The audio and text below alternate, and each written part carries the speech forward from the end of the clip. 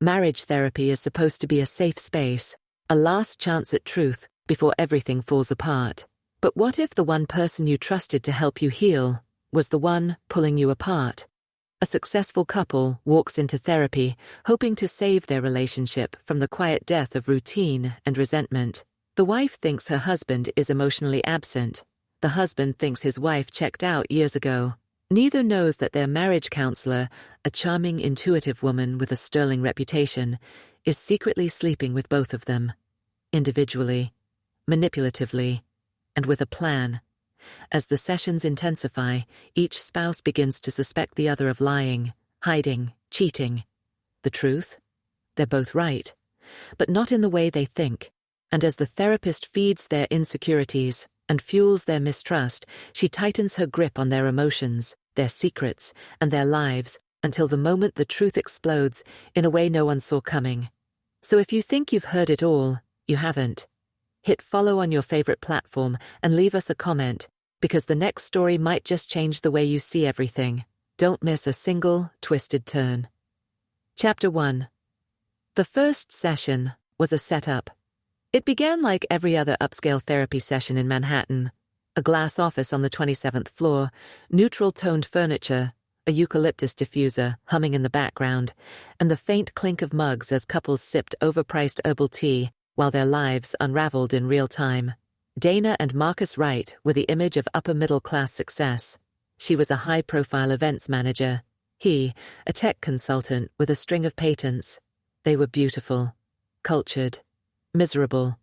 After 12 years of marriage, their communication had devolved into short texts and long silences. The idea to start therapy came from Dana, but Marcus agreed, almost too quickly. Enter Dr. Simone Hartley. She wasn't what they expected. Young, maybe late 30s. Beautiful in an unnerving, controlled way. Her voice, soft but anchored. Her questions? Surgical. Within 15 minutes of the first session, she knew exactly where to aim her scalpel. Marcus had a tendency to intellectualize emotions. Dana, on the other hand, defaulted to performance, emotional outbursts, eye rolls, long pauses engineered for effect. Dr. Hartley noted every tick, every hesitation. And then she did something strange. She called Dana later that night. Just wanted to check on how you felt after today's session. I sensed a lot of residual emotion. Dana, taken off guard, welcomed the attention. She'd never had a therapist follow up like that. She spoke candidly about her fears, her suspicions, her guilt. The next day, a text from Dr. Hartley. Thinking of you. Remember, you deserve truth, not tolerance. Meanwhile, Marcus received a similar call 2 nights later. Different tone, less clinical, flirtier. I noticed how tense you were when Dana mentioned Paris. There's a story there, isn't there? He laughed awkwardly. You caught that? I catch everything, she whispered. From then on, the sessions changed. Subtly. Dana began to speak with more aggression.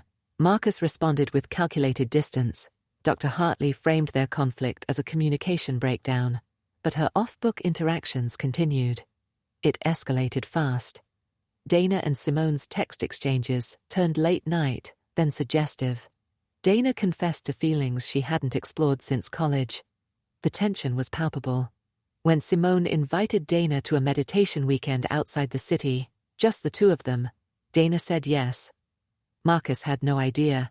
He was too busy meeting Simone for a private session of his own, supposedly about childhood trauma.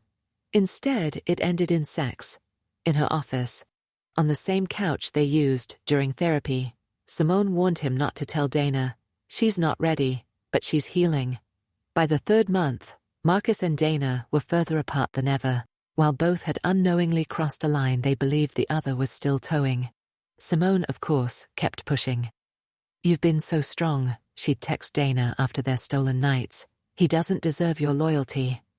And to Marcus, you're not the one who strayed first. The lies didn't just slip in, they were engineered. Simone orchestrated conflict by seeding ideas in both their minds. She suggested Marcus was emotionally abusive to Dana, then told Marcus that Dana had likely been unfaithful long before therapy started. Every truth she twisted made her more essential to both. The sessions became a battleground. Simone took the seat of judge, jury, and secret lover. Then Dana found the first clue. An earring in Simone's office. Not hers. Not Simone's usual style either. She held it for a moment, unsure why it chilled her. She placed it back. But it stuck. That same night, Marcus came home from a late meeting and kissed her differently, nervously. And when she asked if he was still committed to therapy, his answer was just a second too slow. Suspicion bloomed like rot. She checked his phone while he showered. Nothing overt, but one message stood out. See you same time Tuesday? S. She hadn't scheduled a session for Tuesday. The next morning, Dana played it cool, but started recording their therapy sessions on her phone, secretly. Simone noticed her mood shift, but chalked it up to marital volatility. The next session, Marcus brought up wanting solo therapy with Simone. Dana didn't flinch. She already knew. And Simone? She gave a warm nod. That's very mature of you. That night, Dana downloaded the last 3 sessions, clipped segments, and ran the voices through AI filters, searching for inconsistencies. Then she found it. 2 separate recordings, same day, where Simone told each of them an identical phrase. You're not the one who broke the marriage. The same script, the same manipulation. Dana's hands trembled, but she wasn't ready to confront it, not yet. Instead, she made a plan. Chapter 2. Pillow Talk and Poison Pills. 3 weeks later, Dana walked into therapy, looking radiant, hair blown out, lips a little glossier than usual, the sharp blue dress cinched at the waist. Marcus noticed, and so did Simone. But Dana noticed something else. Simone's eyes lingered longer than usual. Jealousy, maybe. Or fear.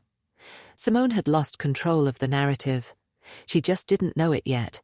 Because Dana had gone nuclear. First, she hired a private investigator. Discreet, expensive, worth every cent. What the PI uncovered was staggering. Simone had repeated this pattern before. At least 2 other couples.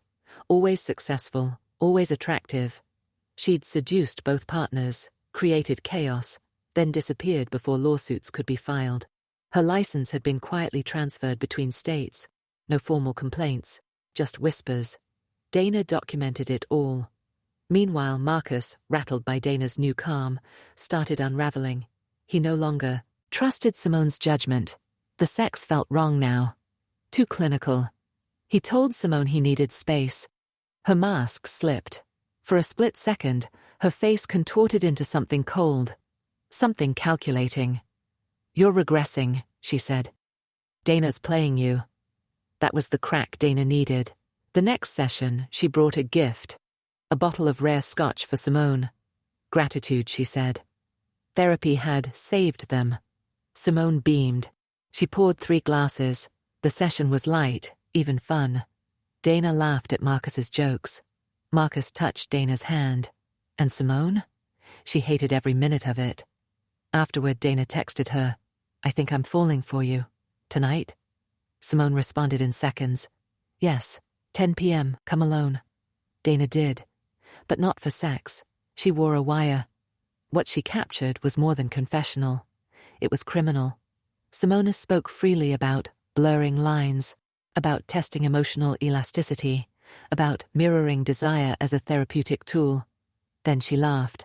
I've always been better at seducing women, but men give up their secrets faster, especially the guilty ones. That was the final nail. The next morning, Dana turned the recording over to the licensing board, and to Marcus. At first, he didn't believe it. Then he did. And he vomited. Everything came out. The texts, the sex, the manipulation. Dana listened, then stood up, walked to the window, and whispered, I don't forgive you, but I do understand now. Marcus didn't respond. The next day, Simone's office was raided. Her license suspended. Charges were pending: professional misconduct, emotional abuse, and violations of medical ethics. A civil suit followed. Class action.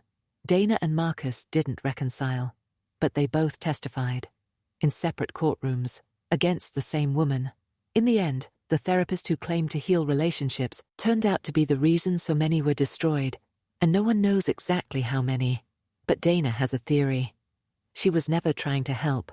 She wanted to be the most important person in the room, and she knew the best way to do that was to make sure no one left with each other.